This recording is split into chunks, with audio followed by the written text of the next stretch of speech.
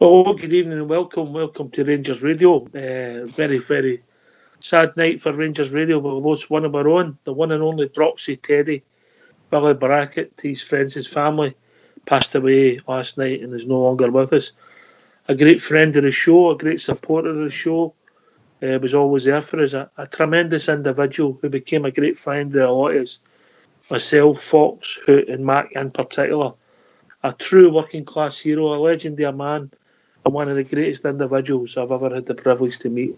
A true Ranger, a great Protestant, a great man, sadly gone, but will never be forgotten by anybody who knew him. I'd like to bring in Fox, who became particularly close to Billy in the last 7 years. Fox. Tremendous man.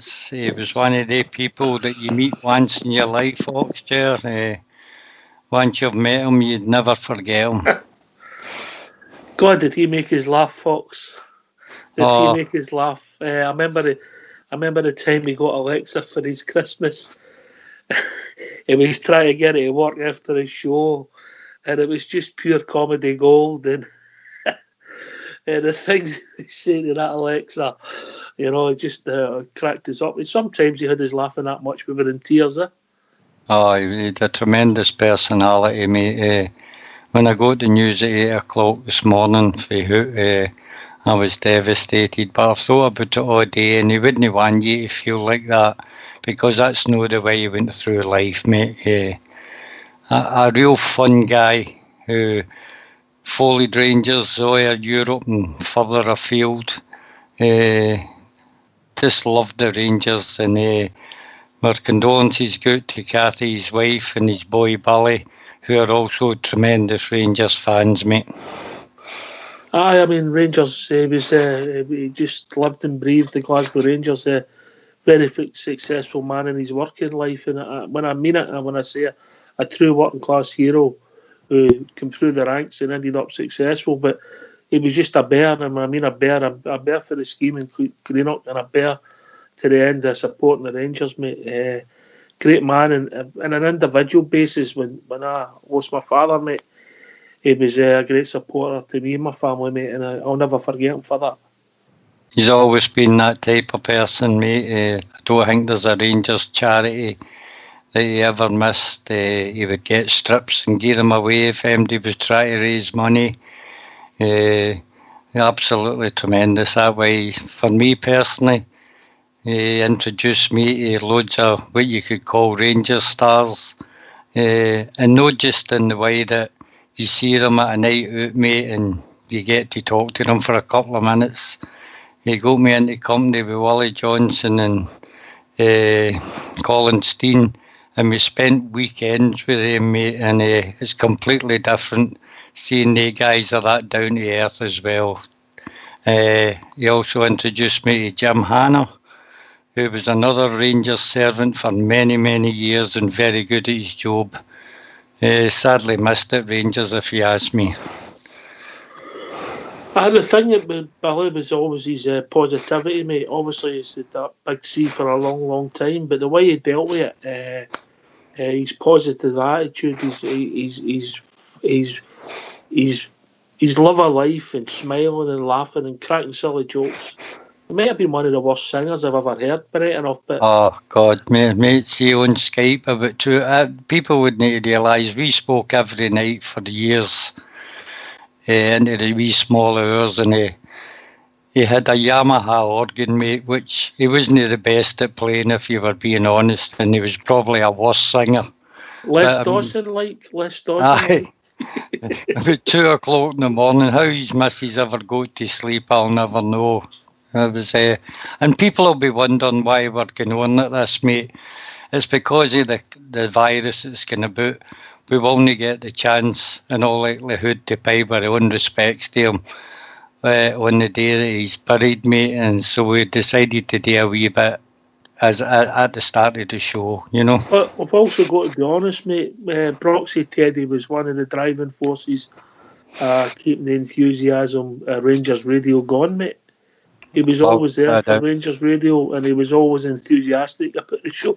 In fact, sometimes it was embarrassing when we were in some water holes and we were having a quiet drink and he'd be compelled to two strangers to say, "Do you know this is Oxen Fox?" And mate, you'd be dying on my backside.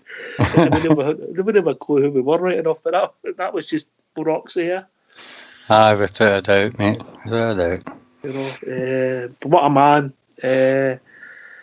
I just wish I'd known him when he was younger. Maybe no, right enough. He may have got us in a bit of trouble, Fox. Oh, God, I wouldn't have liked to have known him when he was younger, mate. Funny thing is, later in life, mate, he never drank at all, but he made sure everybody else did. Oh, mate. The Partick Bowling Club nights, mate, were absolutely fantastic. Many a night, me and all Mac and your dad had to be carried out of there, mate, with him. He would go up to the bar to get your half and it'd be quadruples, you know. There was a certain night, I don't think it was a bowling night. I think you had went there to watch a game and we had got a heavy defeat at the Piggery. And I got a phone call for Glasgow's Finest.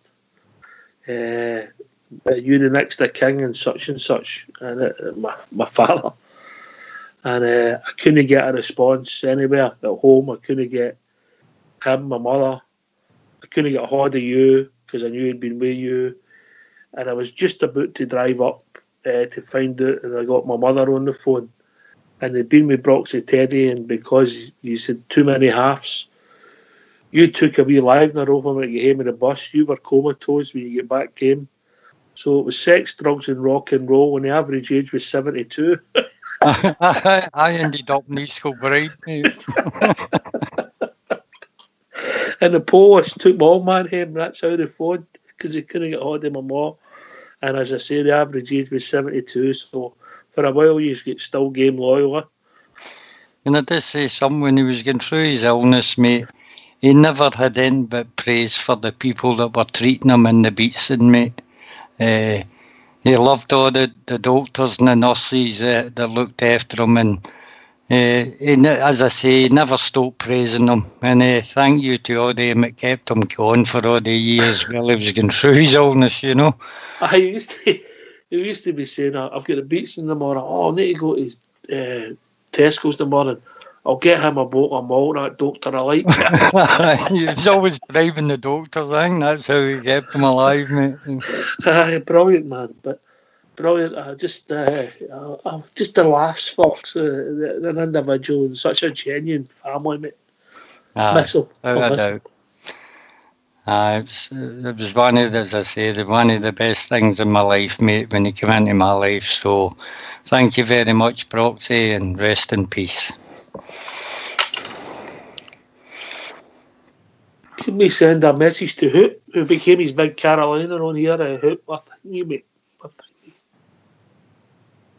Hoop was the man, mate. Tremendous. Him and all Matt kept him going for years, mate. Tremendous. Anyway, I suppose we'll need to move on now, mate. Well, we were going to cancel the show. We were going to cancel the show because Billy, but he wouldn't have wanted that with the Fox. Oh. See, when you're saying he was a good backer of the show, mate, I sat with him one night in the pub and he says to me, "Right, you're not doing this for the house," he says, "I'll buy you a studio." And I know he meant it, mate. He absolutely meant it. What a guy. What a guy. Oh, of course, we knocked that back and he never forgave me for weeks and weeks after that. He made us laugh. He made us cry. One of the best bears I've ever had the privilege to meet, and I've met a lot of good youths. Without a doubt, mate.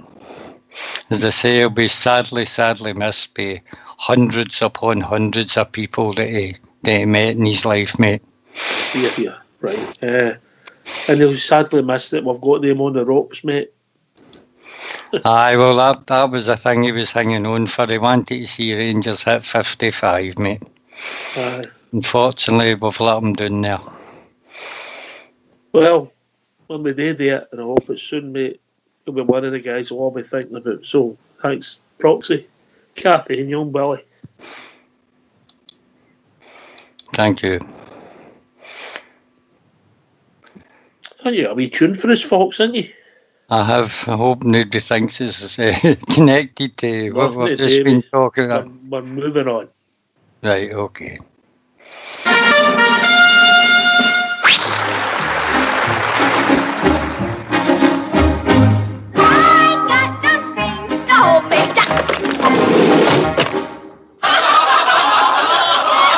Go ahead. Make a fool of yourself. Then maybe you'll listen to your conscience.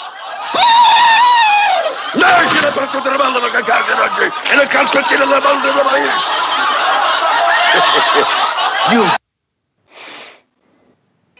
Well, hello, good evening and welcome to Rangers Radio. Join myself, Fox, here on the panel for the rest of the show tonight as the one and only Bridgeman and, of course, the legend that is Fox.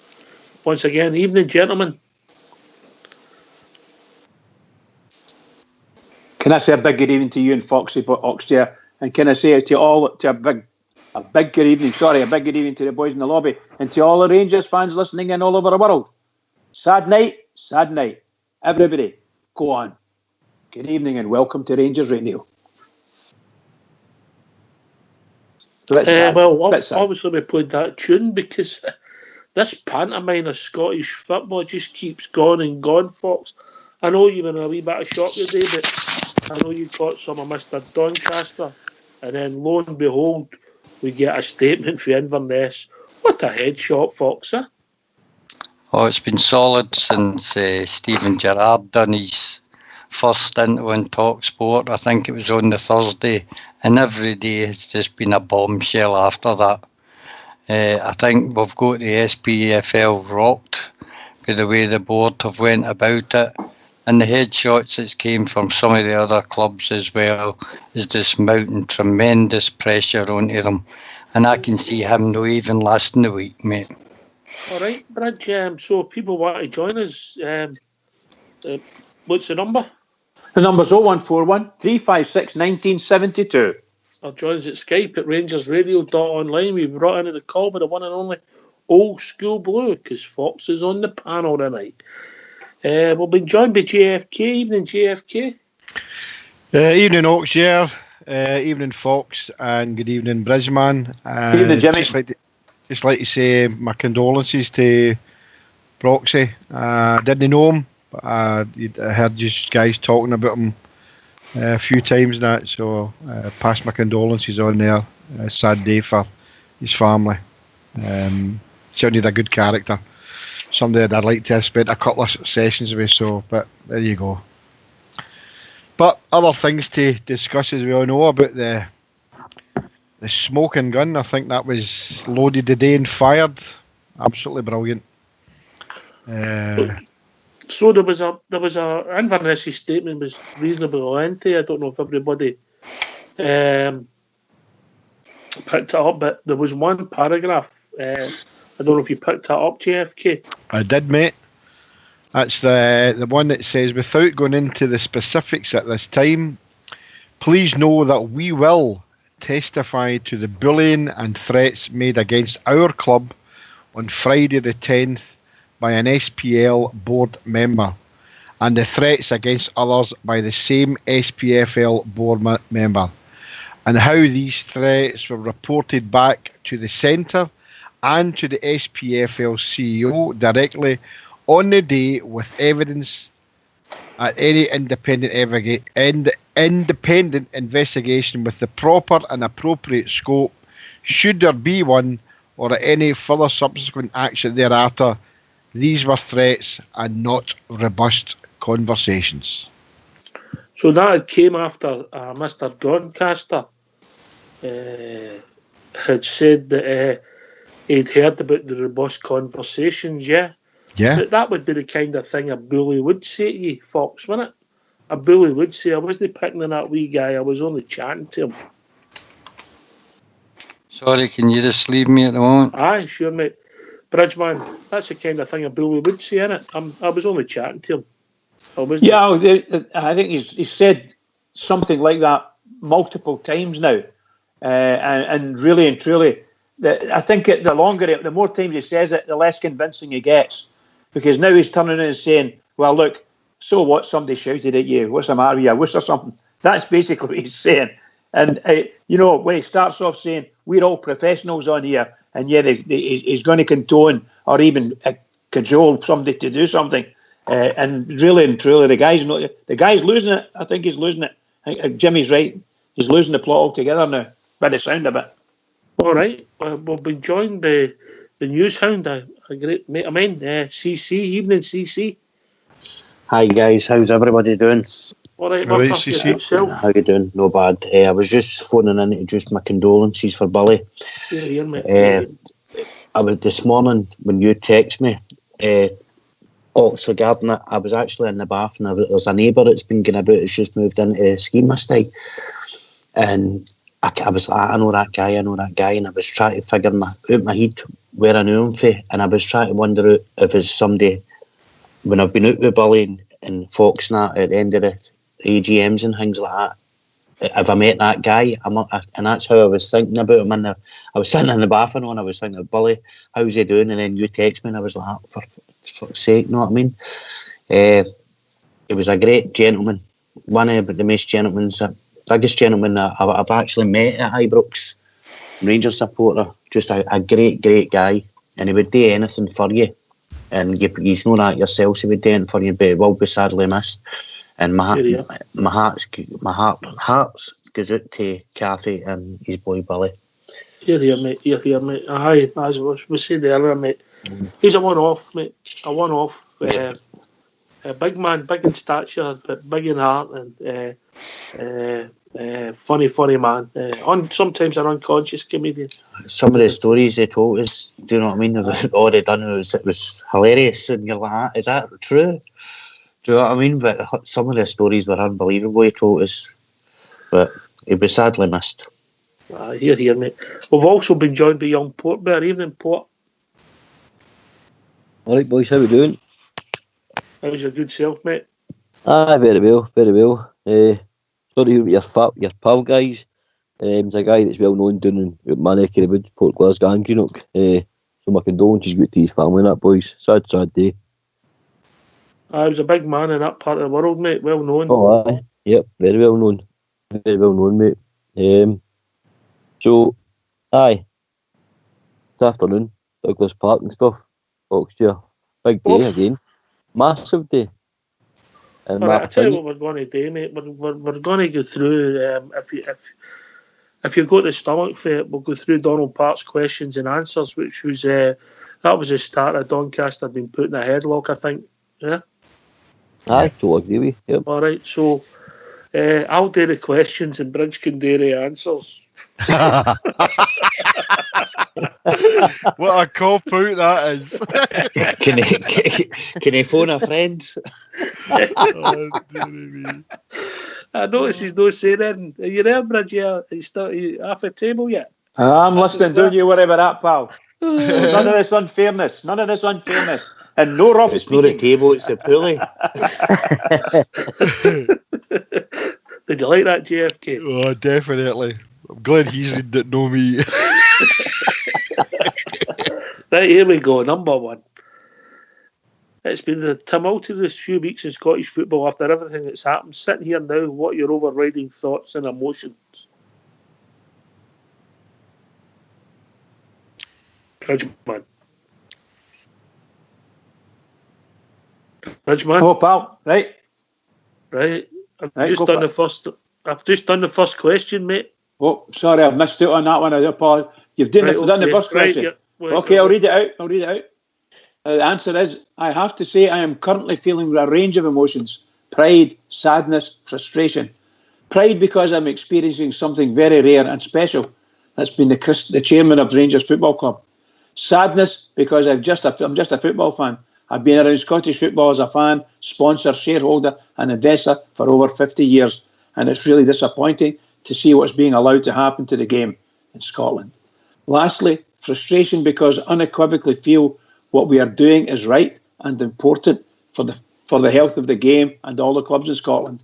It's disappointing to have your motivations questioned and that we seem to be debating the extent of the problems rather than acknowledging the clear and corporate governance issues that will need to be addressed at some point for the game to thrive in Scotland. On Friday, you were accused by the SPFL of making very serious allegations and a threat to act in a particular way towards Neil Doncaster that was defamatory. Do you stand by this allegation? And if so, why was the substance of not contained in Rangers' dossier? I started my own business in 1971, and it's the first time I can recall having been accused of making a threat. It's offensive, crass, and downright wrong. Anyone who knows me will know it's fabrication. I have made no secret of the fact that I tried to raise some serious concern with Neil Doncaster and was given short shrift. Following that, it's well documented that there were repeated demands for us to withdraw our concerns by Rod Mackenzie. I find that odd. Subsequently, both Murdoch McLennan and Neil Doncaster have publicly stated that anyone with concerns should raise them with McLennan. Why didn't Neil Doncaster suggest that when I called him? Why did Neil Doncaster follow a completely different route to the one he has publicly suggested was the appropriate one? Our report, prepared for other clubs, provides clarity on a number of issues that should be a concern for all stakeholders. I also find it extremely odd that Murdoch McLennan wrote to me on the next day and the day regarding my statement on Rangers' website and raised the fact that I had made allegations in that, and I then referenced the call to Neil Doncaster.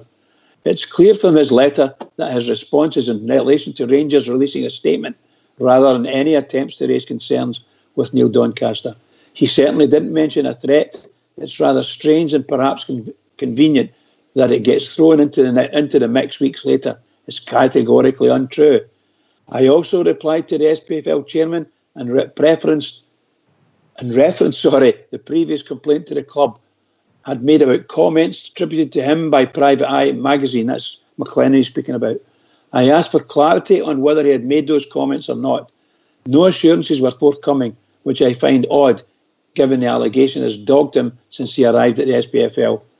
If the comments were made, it would certainly give cause for concern about his ability to treat any complaint we took to him.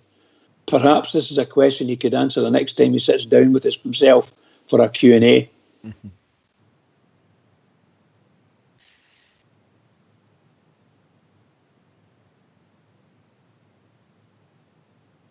I'll send him to sleep. Third question. In the city's initial statement, in the club's initial statement of April 11th... I'll just do the question, Bridge. Right, bud, go on. I went on mute because that was such a long answer you had. In the club's initial statement on April 11th, Rangers say that Doncaster refused to discuss the issue of evidence with you. How did he do this? And did it heighten Rangers' suspicions that there could be foul play on behalf of the chief executive and his legal team? He simply said he couldn't discuss it. Whilst I've been in the business for over 50 years, 48 of them running my own company, I am used to culture where if you raise your concerns with a figure in a position of authority, they tend to take it seriously. They want to hear you out and they want to get to the bottom of it. It's as if throughout all of this, they just wanted it to go away. It's been reported that when senior officials of other clubs raised concerns about the conduct and behaviour of others, including a director of the SPFL, that Neil Doncaster's responded by asking if the individuals who made the comments were acting in a club or SPFL capacity at the time. If true, that stuns me. When a director of a SPFL makes comments relating to how funds from the SPFL will be shared, his position as an SPFL director is the very reason why these comments has come a threat. Surely the chief executive of a company where one of its directors is making such threats would want to investigate. Indeed, he's obliged to investigate appropriately. However, this disinterest does not resonate entirely with the lack of interest my complaint seemed to generate. Of course, their main interest was in trying to ensure I didn't repeat any of these concerns I raised. Again, there was no suggestion of referring the issue to the chairman, which, based on subsequent comment, Mr. Doncaster now believes is the appropriate process. All right, break. We'll have a break, Bridge. We've been joined by a caller. Evening, caller. Oh, good evening, Ox. How are we doing? Yeah, not too bad. I'm just phoning in to sort of offer my condolences to all the Rangers family. Oh, what a man. Great to hear you, mate. I think you'll find him in the lobby as Kieron Sticks. All right, mate. Oh, how are we doing, mate? And how are you keeping? And that's the Eh, Rangers family. Oh, bad day, really. I mean, I got a call I got a text for CC this morning, quite early, and I phoned them up to sort of see what the situation was, and knew Billy hadn't been in great health for many years, but it still comes as a shock. I mean, it's absolutely gutting when you think what he's done, in his life. You sort of said a working class hero when you sort of spoke to the man, how he started out. And what a shower of pussies you lot are saying you wouldn't have liked to know him when he was younger. What sort of pussies have you turned into? Mate, you ought to heard the stories he told us. You'd never been out that jail. I heard the stories, mate. I heard the stories. I remember the first time me and Fox met him, we were in the ex-servicemen's at Ibrox to arrange the very first party. And for some reason, Broxy and his son had found out we were going to be there. And Jesus Christ, trying to fight him off with money. We'd saved the money through the show. We'd saved the money. We had the money there. And, oh, look, Broxy, put that money back in your pocket. We're not here. We're here. We've got the money. But, oh, Christ, it was sort of murder trying to keep him in his seat sort of thing. They kept arguing with his son. And, look, just leave it, Broxy. But, I mean, absolutely fantastic. I'm still... When he was shutting in his factory through at Greenup, was it Greenup, Port Glasgow, wherever it was, I went through and he gave me a table and a chair. It was for running the show. And I've still got it. I still use it as part of an office. Brilliant. But, absolutely gutted to hear it. And the very fact he never seen us getting 55, the very fact he hasn't seen us taking the legs off the SPFL, it's absolutely, I can't put it into words. I was absolutely gutted when I heard it. It'd be true to say he was one of the main characters of this community, if you like, Ian. Like yourself, mate. Like yourself. I mean, it's you can't put it into words. I mean, he lived and breathed Rangers the same as the rest of us, but to a greater extent. And the people he'd got to know, the people he introduced to everybody, it was an absolute body blow to hear that this morning. Well, when I get the text with Fox, it was a one. I'm not telling you the word, but it was a one-word reply answer, mate.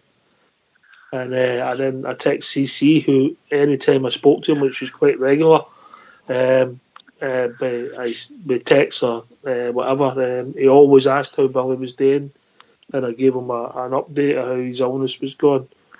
He passed on to maybe other people. So were we surprised? No, because we knew in the last month he was gravely ill. Were we shocked? Yeah, we were shocked. Because I mean, the thing is, he would never let. I mean, he just fought on to the end. He just never let anything get him down. And I'm so glad that you never cancelled the show tonight. I mean, I don't listen. I'll be honest. I mean, I lead quite a crepuscular lifestyle at the moment, so I don't really listen. For some of the listeners, Ian, you better explain what that means. A creature that comes out at dusk. Just changing the subject, because I've got to ask you, how are you? How you keeping? Great to hear from you. Yeah, usual. Ducking and diving, fucking and skiving, you know how it goes. And have you still got that dog? Oh, she's lying at the back of me. I'm quite sure she's made of Velcro. Has your son got her that yet? No, he's not, mate. he's still getting therapy. I think that popped his cherry, mate, with the duck on it. That loosened his sphincter up somewhat, didn't it?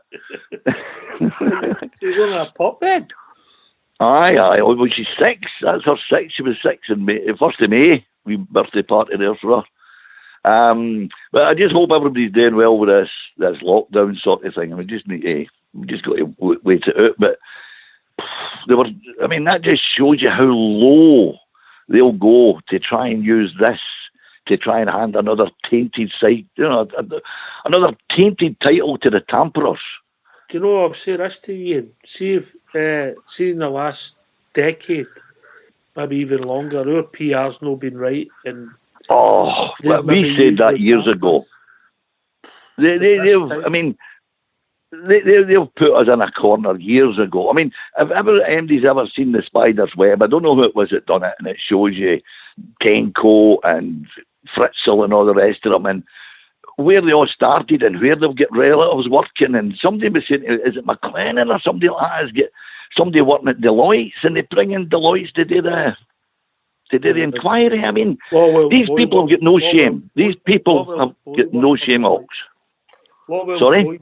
Right, I knew it was one of them. I knew they all look the same to me, to be honest with you. You're right. Listen, they all smell the same as well. I'm going to go back to Bridge with the rest of the statement, but what's your views? And you're welcome to hang on, mate, to give your views at the end of this question and answers. Yes, I will do. I'll hang on. All right. No problem, mate. I wish I knew you were coming on. I'd got you to read them out with your tone. My eyesight's not the best at the moment, mate. I know how that is. No, I'll hang on, Knox. I'll throw in my opinions every now and then. I'm really. I always being a crepuscular creature, Ox. It gives me a time to do quite a bit of lateral thinking, and I'm quite happy to share some of my thoughts with you. All right, mate. Brilliant, mate. Right, there's a blast for the past, Bridge man. Aye. What that says is how much a legend that the one and only Broxy Teddy was. Right, well, we're number 5, Bridge man. Number 5, okay. No, wait. Number 4. The SPFL directors' letters to member clubs suggested your claim regarding non-disclosure of potential 10 million liability is based on a complete misunderstanding on your part. How do you respond? There is no misunderstanding on our part, and we have received the opinion of legal counsel, which confirms our understanding is correct. The SPFL directors are being extremely patronising to the 42 member clubs if they think that they are incapable of reading and understanding the documents provided by us. In particular, Appendix 1, which includes the SPFL board paper, and Appendix 3, which includes a briefing note to members.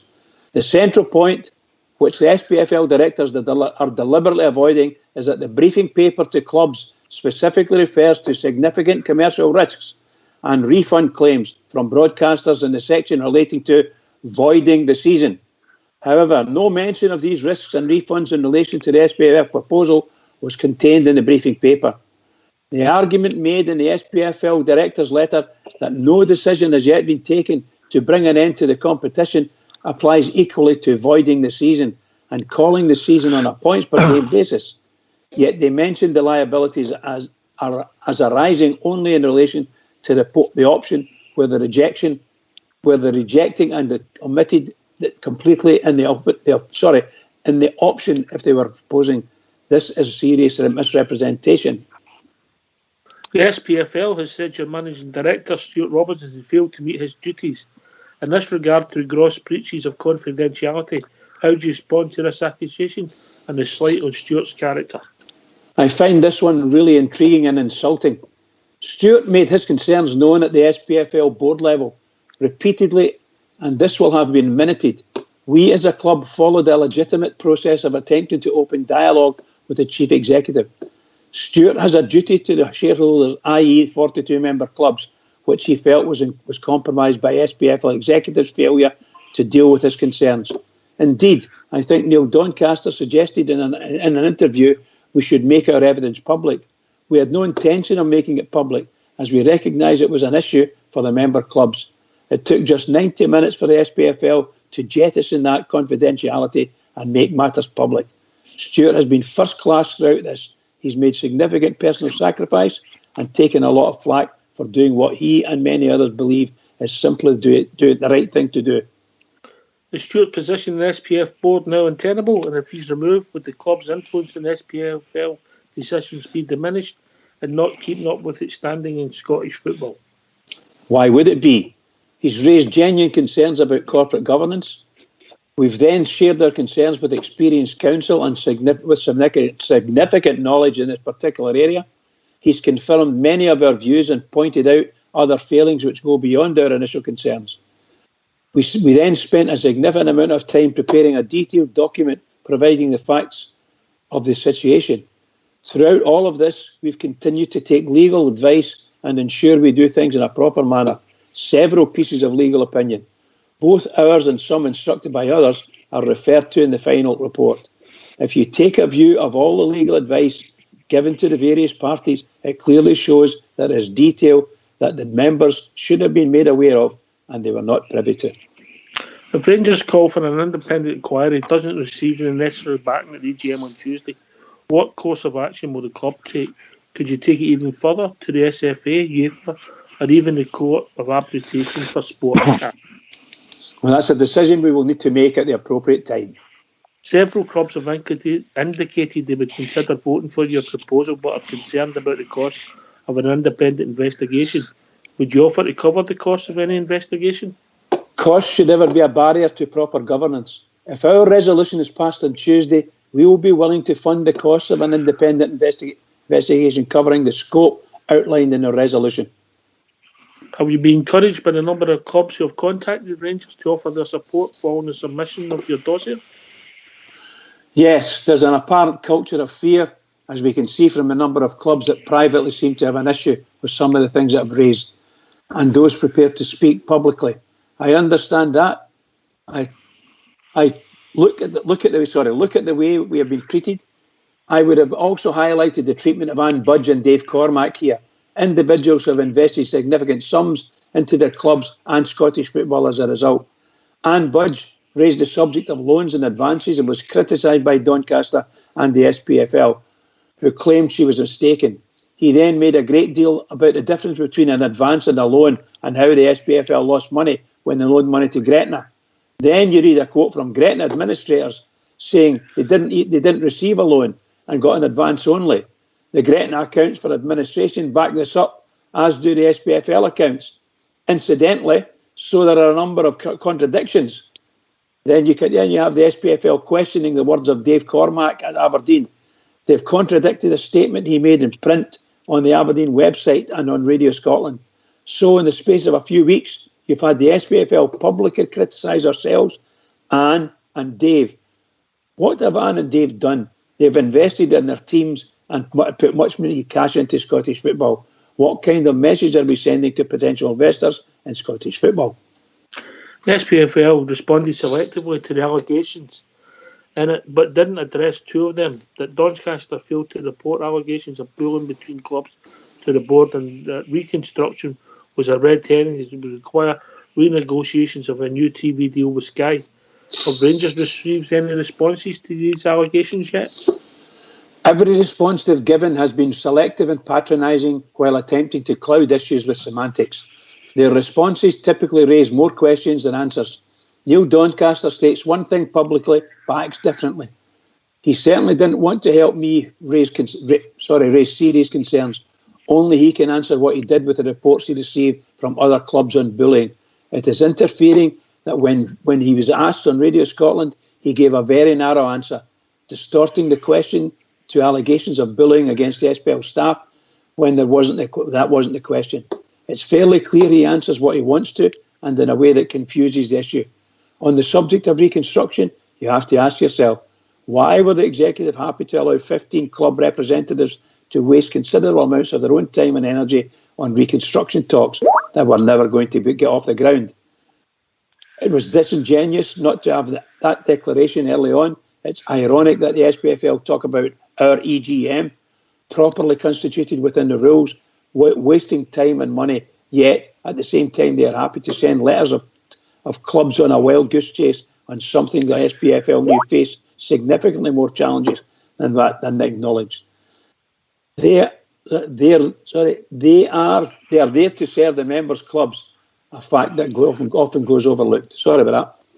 Have you harboured any concerns over the role of Rod McKenzie at the heart of the SPFL for many years? If so, why? I go into all these types of situations with an open mind. However, the behaviour in regards to the resolution we proposed was peculiar. If Mr. McKenzie applied the same determination to that as he did in trying to get me to be quiet when the members' clubs' money could have been distributed to them in hours, he's clearly a very sharp individual. I refuse to believe I was beyond him. I refuse to believe it was beyond him to come up with another mechanism to support the clubs. It's curious the SPFL seem to have been so hell-bent on that single solution. Do you regret calling for the suspension of Doncaster and Mackenzie, or do you stand by what you said? I regret believing that the SPFL would behave in an appropriate manner and in line with any other company in regards to serious misconduct. If there was a similar suggestion in any other industry, the individuals involved would typically be suspended pending an investigation. Going back to my point on the criticism of Man Budge and Dave Cormack, can you imagine, the chief executive of a large PLC publicly criticising a number of his high-profile shareholders of that business? In hindsight, should have probably received the evidence into the public domain sooner to avoid any hyping up of the dossier. Well, let's be honest. We didn't hype up our evidence. Others did. It was their interest to hype it up in order to discredit it. It's telling that people with a legal background and those with experience in governance and regulated industries view the issues raised more seriously than others are prepared to. There are many serious areas to be investigated that we've highlighted. We've also faced criticism over the time involved to release it. We have spent considerable time to ensure it's fair and balanced, doesn't overstep the mark, and refers to what has gone wrong from a legal point of view. Again, take a large PLC. If a high-profile shareholder raised concerns like we have, do you think it would be ignored? Why are the people so keen to avoid a look behind the detail? If we are right, which we believe we are, then the damage that could continue to be done to Scottish football will be profound. Do you believe the club has left itself open to both SPFL sanctions and possible legal action from Doncaster Mackenzie for libel or defamation? We cannot control what other individuals do. We are confident in our position. We have not defamed or libelled anyone. If they do decide to take action, I'm sure, given their concerns for their member club's money, they'll refund the action as individuals. They'll fund. They'll fund the action. It's no surprise the league reconstructions collapsed on Friday. Do you think the clubs were sold a false promise by the SPFL, and could it alter their thinking ahead of Tuesday's EGM vote in Rangers' favour? They were always going to fail it. It was a distraction that was used to encourage the support, but would have failed regardless. Clubs should have been told of the challenges reconstruction faced. We keep hearing the SPFL as the clubs. Excuse me. Why the obsession in keeping information from them? Rangers were and remain open to discussions about reconstruction and acknowledge a growing mood for change across Scotland. Fergus McCann spoke to the SFA Jim Farry over wrongdoing took 3 years between 96 and 99 before justice was done. Do you see this as a similar type of cause that Rangers have taken up, and you're willing to battle for as long as it takes? I wouldn't draw parallels between this situation and others. We are doing what we think is right for Scottish football as a whole. We will never stop doing what we think is right for what is right, and we are profoundly aware of our responsibility to the game as a whole. Some people see the whole process as Rangers not being prepared to concede the title to Celtic to save face with their own fans. What would you say to that? This is why we've always said the money issue should have been separated from the league situation.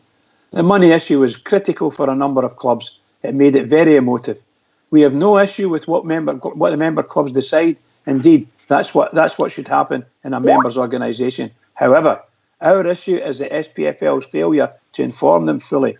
Instead, they gave information which was misleading and omitted material and information. This is only about what's right and proper in terms of due process, nothing else.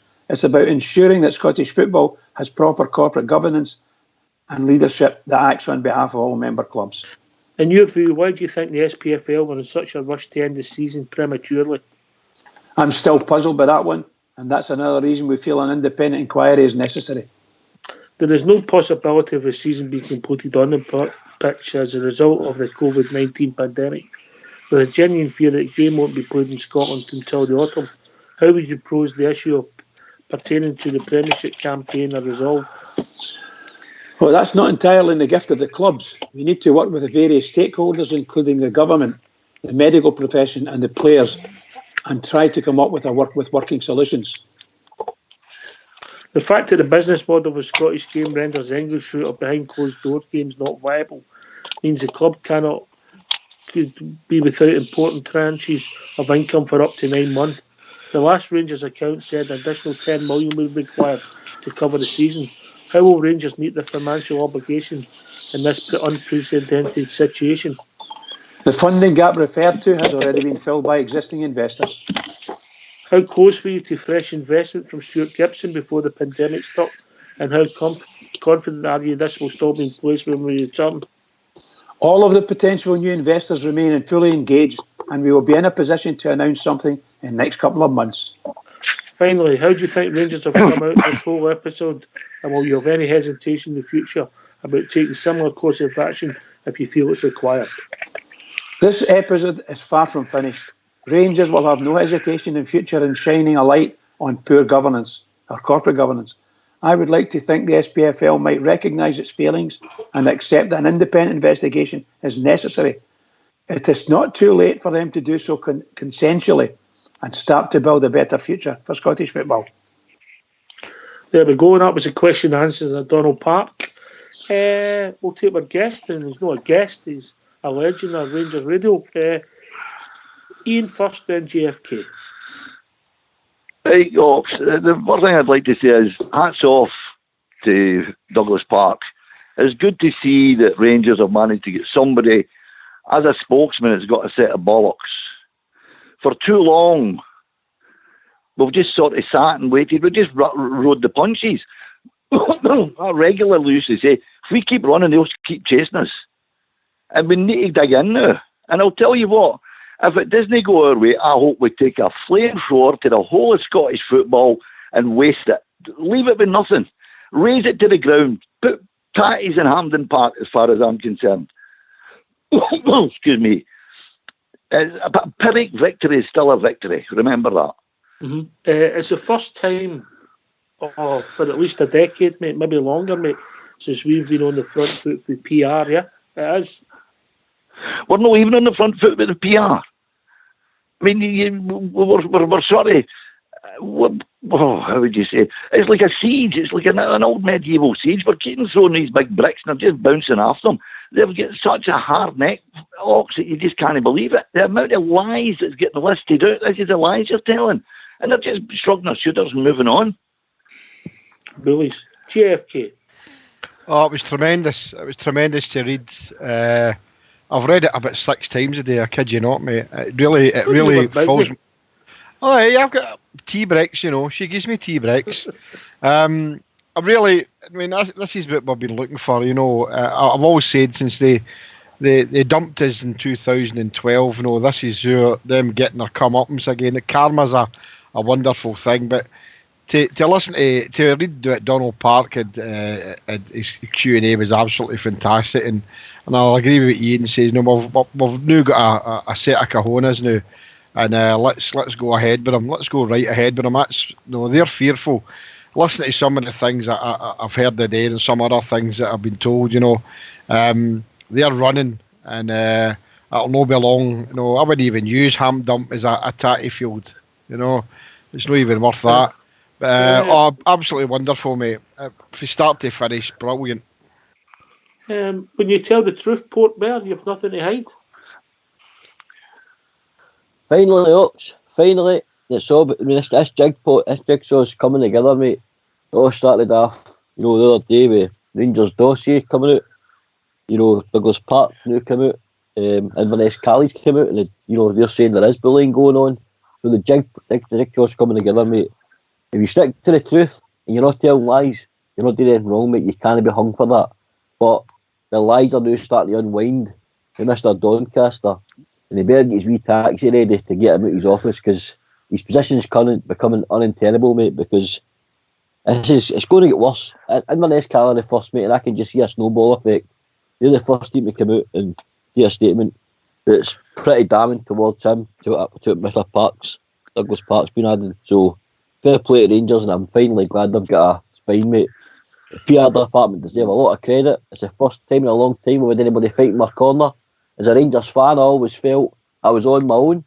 I also felt it was hopeless to argue sometimes, because, like Ian says, We've thrown some big bombs before, and it just seems to. I mean, you couldn't give these rats a brass neck with a blowtorch, mate. You know what I mean? So, fair play to Rangers and fair play to Douglas Park. But keep it going. Don't let up now. Keep your foot on their throat and don't let up. And obviously, they responded. I don't know how busy you were, or maybe you were still on your scratcherine, but Doncaster get ordered to appear on the BBC Scotland. There was a surprise. The media picked it. And then he came out with a statement, and Inverness will just blow him out of the water. No, I know that, Ox, but I mean, I've not got the same confidence as I hear a lot of people with. I really don't, because they're just impervious. Now, we really do need an independent inquiry, but does anybody really think that we're going to get 32 out of 42 voting with us? No. I don't. No, I certainly don't. I don't think there's anybody on here who thinks that. And I think if we get 15 votes, mate, it'll be a miracle. Victory, a moral victory. Yeah. Well, I'll tell you, right, here's something then. See, when we get into trouble financially, and I'm going to try and, I know you're sort of quite careful with industrial language now, so I've got to be sort of careful, but Murray should hang his head in shame. I mean, first of all, for his dignified silence. That is what has got us into this trouble. We never had dignified silence. We were Rangers. We said what we wanted, and everybody just sort of fell into line because we were the biggest voice in Scottish football. That has been taken away. Murray was too interested in getting his knighthood. That was his big thing. Get my knighthood. I don't care whatever else happens. They stopped flying the red hand, the Ulster. They stopped the parades at Ibrox. Everything. He was just sort of trying to be vanilla. He was looking for us to be a vanilla support. Now we can't even sing the songs that we want to sing. I mean, see if somebody had been in a coma for 20 years and they went to Ibrox and said, whoa, you can't say that. What do you mean I can't say that? Whoa, you can't sing that. You'd think they'd been rang in the heat. Ashes I mean, to it's ashes, just, in reverse. it's ashes to ashes in reverse. I just cannot believe that we as a Rangers support allowed this to happen for so long. It's just been beyond the pale. The Murray thing, mate, I think we could spend hours and hours just talking about that alone, mate. That would be a whole show on its own. Yeah, but you've still got to throw that in because you always got to look at the root cause of something.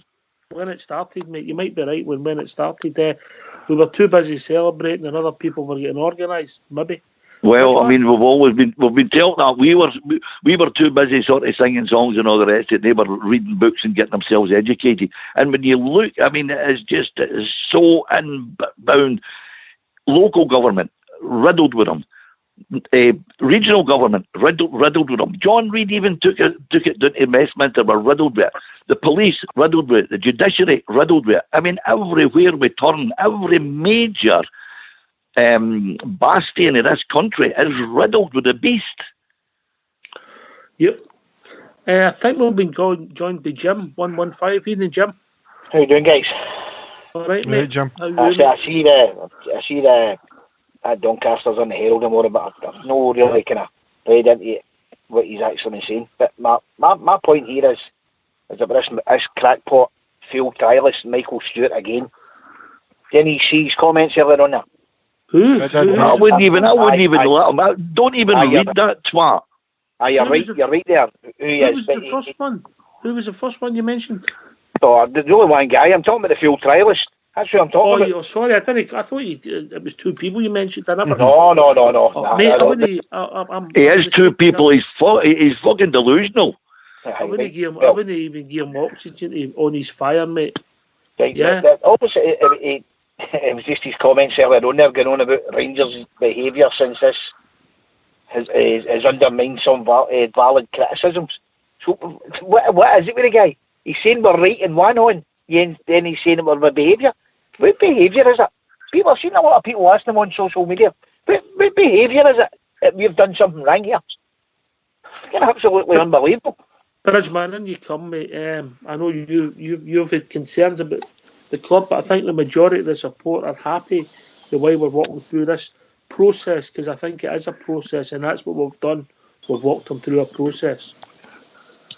It sounds really good. I mean, everything's been come out tonight. The question and answer. It's It's all there, and I'm only worried about the club. I'm not worried about anything else. I just get that fear, as anybody else does as well sometimes, But you see, he's all appeared quite confident, and it sounds as if they know what they're doing. We're not confident we're going to win it, mate. No. You're just confident we're going the right way, Because I think you said the other night, and most of these will probably feel the same. You might win, let's say, 10 votes just for saying sake. Or if you get more than that, you'll be doing very well. That's the ways we're thinking.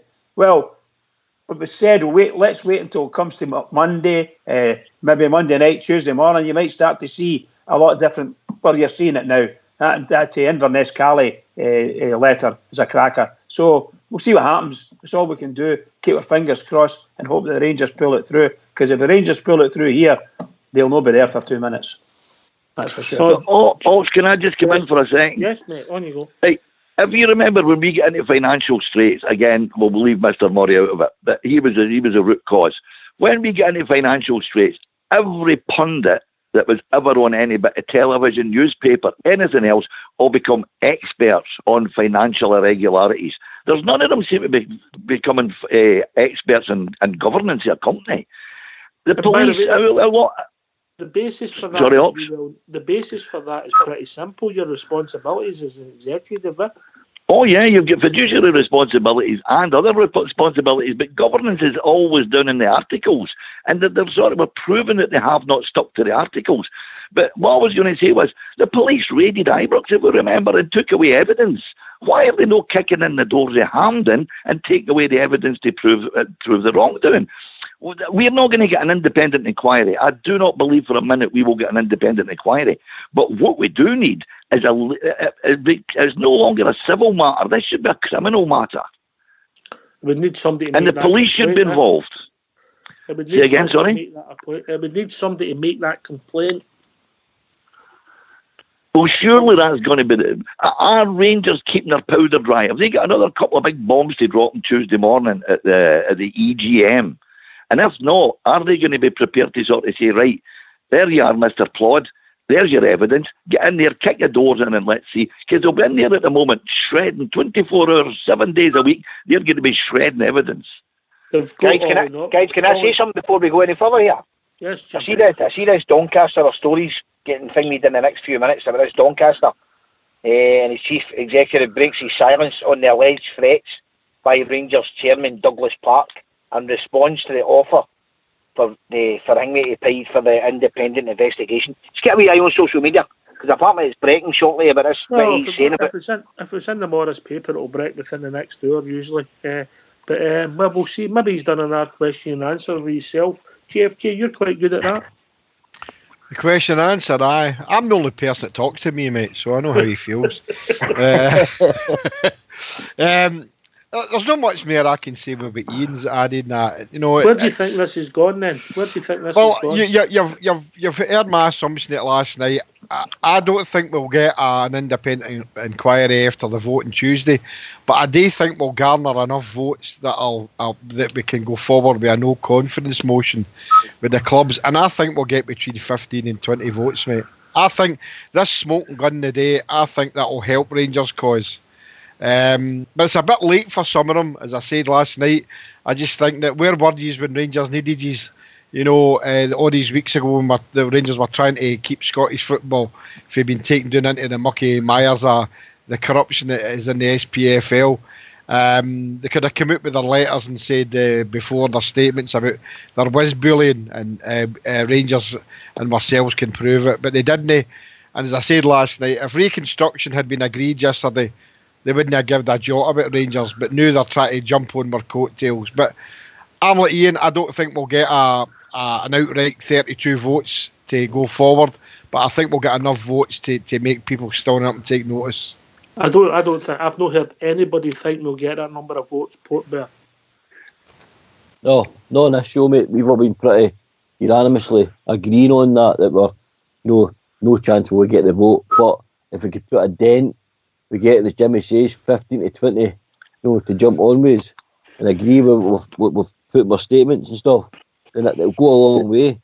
Is it not time to come to disband?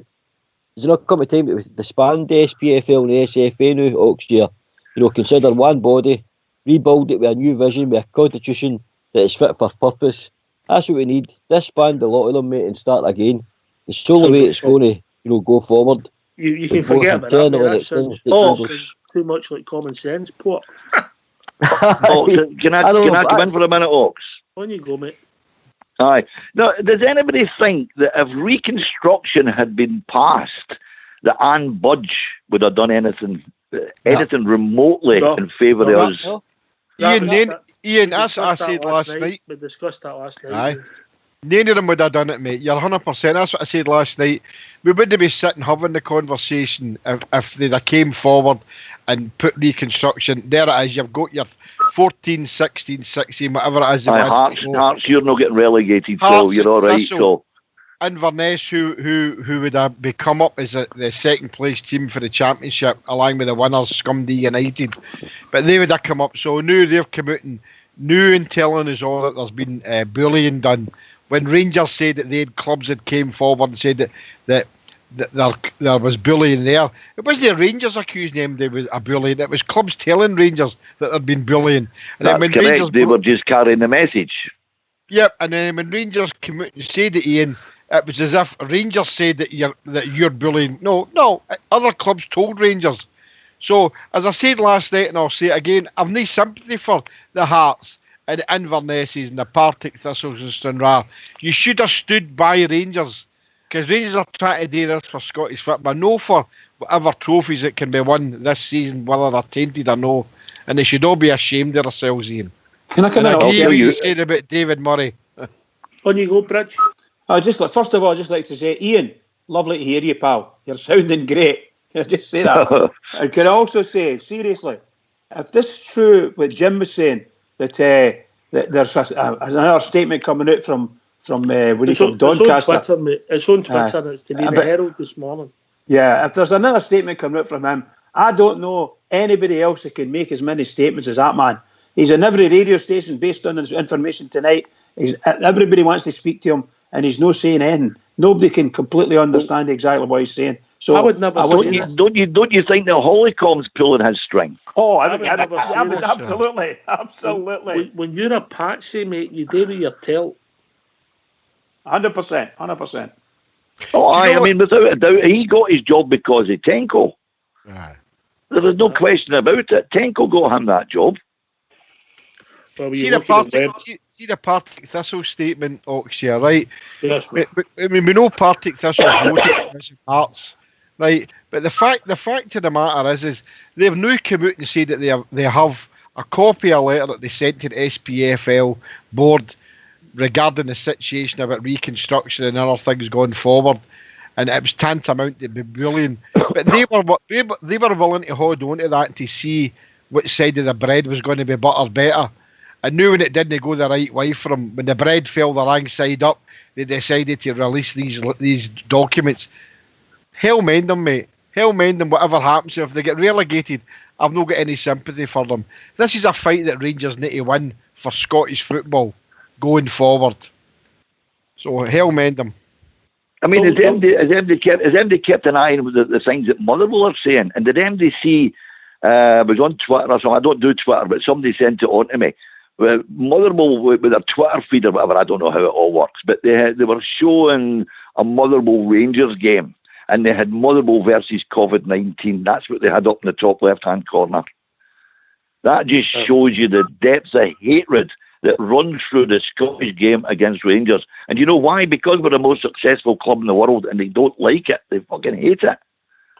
Well, they didn't think we'd be back in. We've maybe come back, maybe in some respects, stronger than we were before. Well, here's hoping, mate. Here's hoping. But, to get back to the... It's galvanised us, mate. It's galvanised us. A lot of people have woke up, took the events of 2012 to maybe... No, are you honestly believing that they were all walking about with their eyes shut, not knowing what was happening, Ox?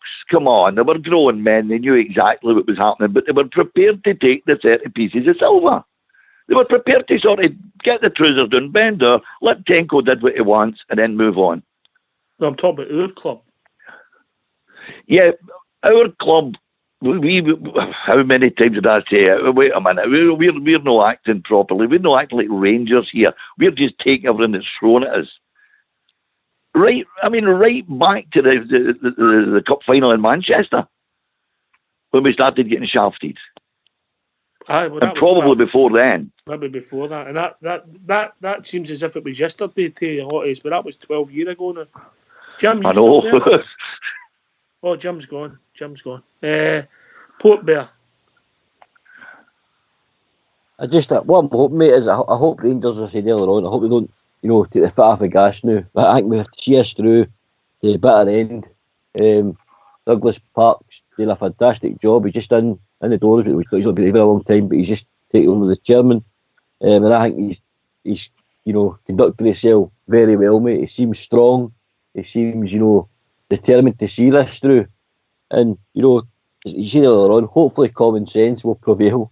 Either with Doncaster stepping down or they disband the SPL and the SPFL and, start again. Something like that, in my opinion, needs to happen. I think it needs to be as dramatic as that. I don't just want a reshuffle at the top of the three. I'd rather see it, getting scrapped and started all over again, with sporting integrity involved. But I'm happy, mate. I was wondering where it was going. Last week, the week before, I was probably doubting where things were going, and I was doubting if we'd enough to take this forward. But, I've been pleasantly surprised, probably the last 48 years unfoldings, mate. So, I want to keep it going, mate, but I want to keep it going for the best outcome for Scottish football at the end of the day. I've just been saying, Ian, it was Murrable's Murrable's top 10 games against COVID-19 for Charity Day. So they weren't having a dig at Rangers. It was all the games, mate. Somebody sent me that. I'm paranoid, mate. I mean, that's what happens when you become crepuscular in your older age. Right. I mean, just because you're paranoid doesn't mean that they're not out to get you. Who said that? Right. Where are we going next for this? Bridgeman. Well, it depends on what happens on Tuesday. We've just got to wait till Tuesday. Let's say the votes are 28-14. If they get 14 votes, that's fantastic. Because what that will mean is there's only 20. They've only got 28 votes, and they were expecting it to be a trouncing, wasn't it? They thought we would only have 3. They thought every single person or every single club in the SPFL, minus the 3 whose Hearts and Rangers and Stranraer are, they thought that was it. They I don't know why, but they actually think that all of the clubs absolutely love the SPFL board. That's what I think they think. So if it's 28-14, what's the next move then, Mick? Oh, goodness. Well, I think Rangers will probably try and get as Jimmy says earlier, I think they'll try and go for a vote of no confidence in the SPFL board. That's what I think they'll try and do. Right, okay. I would think the next procedural matter will end up in court, JFK, if it feels that's the way I see it. Oh, I think so, and I think the way Douglas Park spoke today, and he's telling everybody about the funds that Rangers have got in place to keep us going, etc. Season ticket sales, you never mentioned that, obviously, but season ticket sales are going well, so the funds in the coffers are good. Look, if we can't get the votes to get as an independent investigation, then I'm hoping that we can get enough votes to put doubt in other clubs' mind and allow us to go forward. I'd love us to get between 15 and 20 votes. I know that to a lot of people that's unrealistic, but I said that before this came out with Partick Thistle and Inverness Cali, especially the Inverness Cali thing. If they're threatening to testify, and testify doesn't mean testify at an independent investigation. They're talking about they would testify in court. Mm-hmm. So yeah, I'm hopeful. I can't wait to find out what happens on Tuesday, because I'll need to start doing more wallpaper and things like that, and I'm not up for that, and I'm getting too old for that. Aye. Well, when you're 10 years past retirement age, you're too old, mate. God, you've got a long way to catch up me then, eh? Port Bear, what's the next move then? We're starting to take away the pawns. Somebody's going to have to make a big move. So what's the next move? It's got to be court, mate. as you said earlier on, I don't think we'll get enough votes to get an independent investigation, which I would love to get, and I think it'll be caught. And then what I think will happen, I still think Doncaster will probably step down, mate. Maybe 48 to 36 years, because I think the noose is tightening, mate. I think we've given him enough rope, and the minute he keeps coming out and making statements on whatever platform he likes, I think he's giving Rangers more bait. He's thrown it out there. It's desperation tactics. He's come out and saying anything comes out and said like tonight. It wasn't even structured what he was saying. You know, when you're on doing statements, in my opinion, he gives you more questions than answers. You're sitting like, what's he talking about? You know what I mean? So I think it'll be in court, mate, and I think it'll end up getting pretty dirty in the washing area for the SPFL, mate, and they'll be caught for absolute cheating and corruption. I don't know where you go, Ian, for if you want to charge somebody with failing their corporate governance. Is it? Well, has it cost the Scottish football money? And it probably has, but it needs to be investigated. How do you know what's gone wrong unless it's investigated properly? And the best way to do it, and I would not have 100% faith in the powers that be in Scotland to do a proper job. An independent one would be ideal. That would be the perfect one. But who would you get in to do it? All the rest of it. But I'm listening. I don't think for a minute that MD and the SPFL board will step down. I really don't. I hope I'm wrong, but I think they're just somebody said you couldn't give him a redneck with a blowtorch. I'll up the ante there. You couldn't give him a redneck with a thermal lance. They're so Teflon. It's just nothing sticks to them. Absolutely not. I mean, if anything was going to happen, that cesspit that is Parkhead, it is unbelievable what they've got away with, and nothing happens. I mean, I've always said, see if the guy comes to my door and says, why have you not got a TV licence? I'm going to tell him I refuse to fund a paedophile organisation. I'd be as well buying a season ticket for Parkhead if I want to do something for paedophiles. So there ain't no way I'm paying a BBC licence. And nothing is stuck to them. How many is that? 8 of them that has been charged and found guilty, and nothing has been done. All they want to do is throw the guy that we booted out the door that came for Hibs, and if Hibs had told us that he was a nonce, it wouldn't have been done. Can I just go a wee bit tangential here, if you don't mind? Only because it's you. Only because it's you.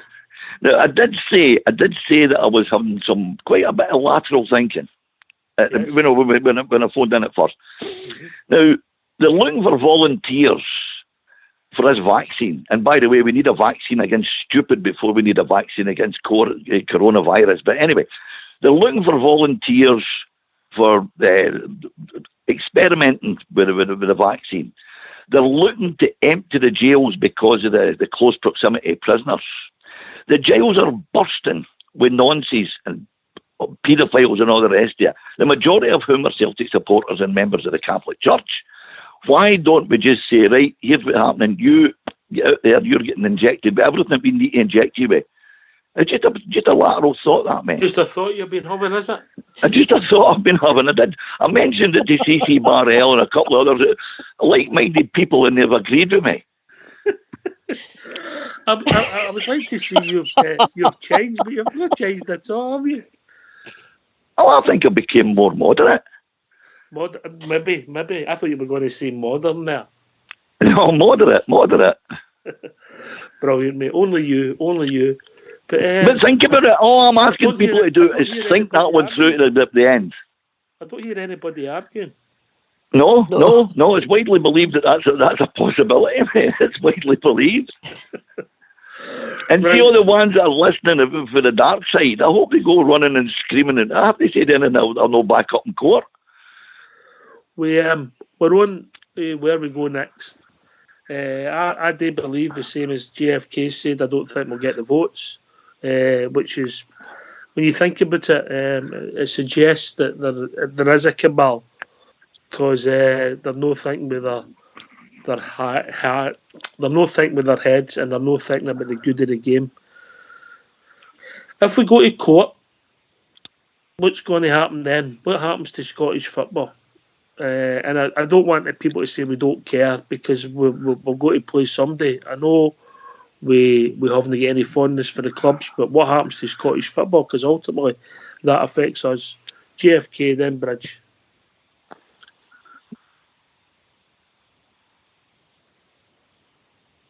Oh, we're getting some.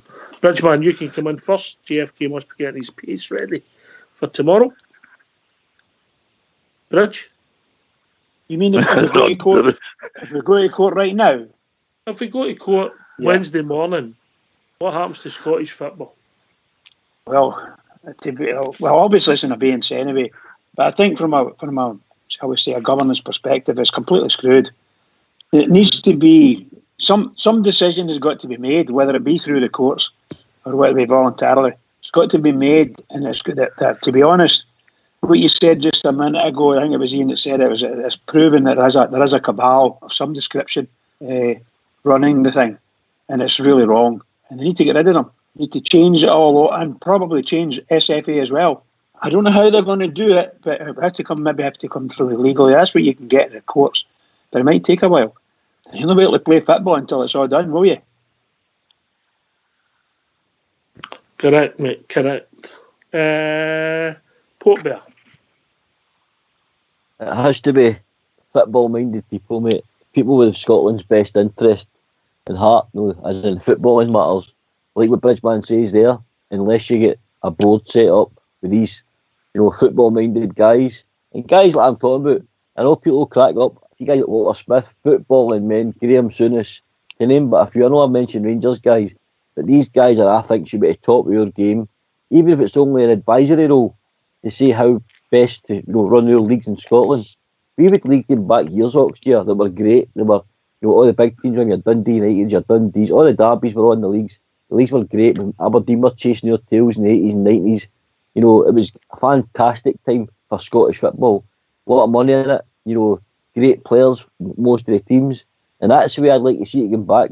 I'd like to see it going back to a strong, league with guys at the top of their game, running at the very top.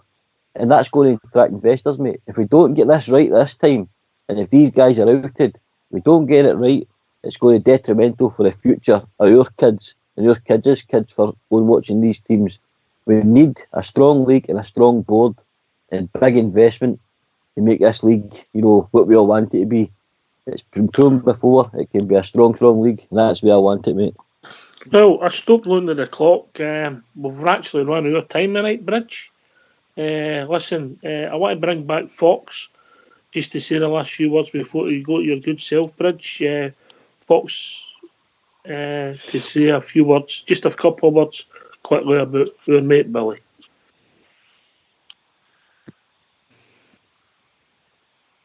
I think I've said everything I can say, mate. I'm sorry to let you down, but No, at the present time. Gone but non-forgotten, mate. Yep. Ian, I know you've come in especially to pay tribute to I Billy. phoned in especially to speak about Billy, and then you've kept a hold of me. So it's like, just his family. I mean, and his family used to listen. I hope they still do listen. And I mean, what a lovely, lovely gentleman, an absolute a legend as a Rangers supporter, well loved right through the Rangers support. We'll never see his likes again. Yeah, well said. Over to you, Bridgeman. Well, what can I say? What a lovely evening, by the way. Saddest news, and may I say, I agree 100% with everything that's been said about Billy. I loved him. He was really brilliant. As I say, he was a great founder of the Rangers supporters. Shall we say, a father of the companies. Everybody loved him. He was just brilliant. But can I just say to all the Rangers fans all over the world, in particular Rangers fans on here on Rangers Radio, every single one of us, we hear discussions tonight's there. You hear what's going to happen, the things that are going to happen. Every one of us, up and fight. Keep it going for the Rangers, because the Rangers are going to need us. 100% they'll need us. Keep it going. Here. Can I thank Ian, who joined us tonight? I thank Jim115 and CC, who came on to pay tribute to Billy. Bridgeman, Fox, JFK and Port Bear, and of course, All School Blue to the technicals. But I must say, I just want to say, Billy Blackett, you're gone, but you'll never ever be forgotten by Rangers Radio. Thanks for the memories. Take it away, All School Blue.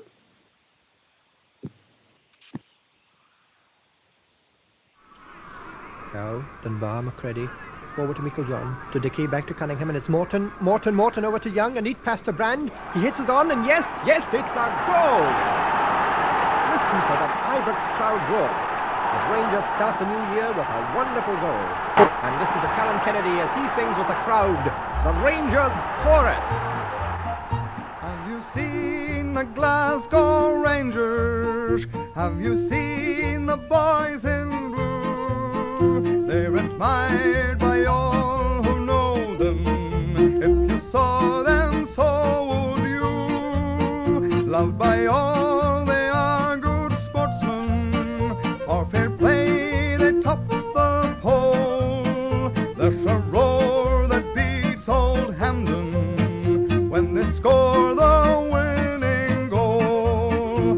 On the slopes of dear old Ibrox, thousands gather for the fray, and they're glorious and victorious when the Rangers win the day. They have played way in Monaco, they have played in USA, but the greatest game in history is the game on New Year's Day. It's the home of famous heroes, and their praises have been sung. Willie Waddle, Tory Gillick, Alan Morton and George Young. So when all my life has ended, and when death has made its mark, may they scatter all my ashes on the slopes of Ibrox Park. With the angels I'll be singing up in heaven in a glen. I'll be happy and contented when the boys have won again. On my harp I will be playing in the sky way up above. I'll be singing follow, follow for the Rangers that I love.